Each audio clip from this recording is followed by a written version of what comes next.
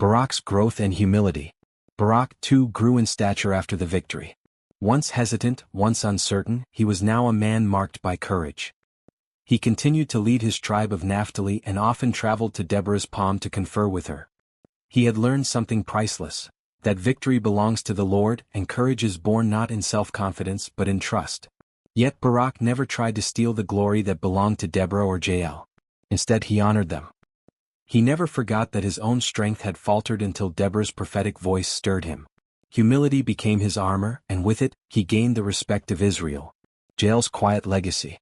Meanwhile, in the tents of the Kenite, Jael lived quietly with her family. She was not paraded as a hero in the way kings or generals might have been, but her name was remembered with reverence.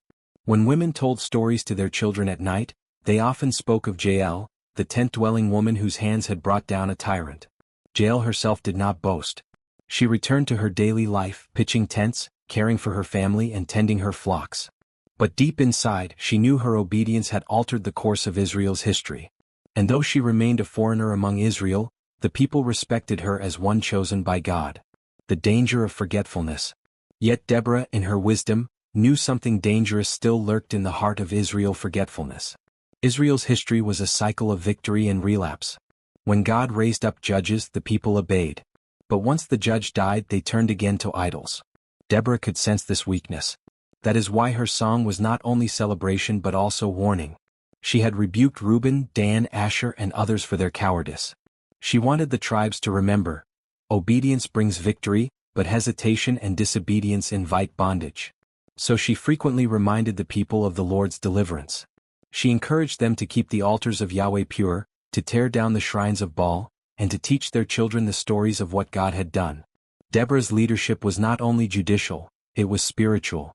Peace like a river. The years passed. Under Deborah's guidance, Israel flourished. Villages expanded, trade routes reopened, and worship at the tabernacle in Shiloh became central again. Families grew strong. Songs replaced sighs. Fields yielded plenty. It was a season of rest, not only from war but from fear. The peace was not without small disputes, but Deborah's wisdom ensured that conflicts did not grow into divisions. She knew that unity was Israel's greatest weapon, greater than any sword. And for 40 years unity prevailed. The true measure of leadership. What made Deborah's story remarkable was not only that she was a woman in a time when leadership was male-dominated, nor only that she was a prophetess who guided armies. What made her extraordinary was her fearlessness in faith and her tenderness in leadership.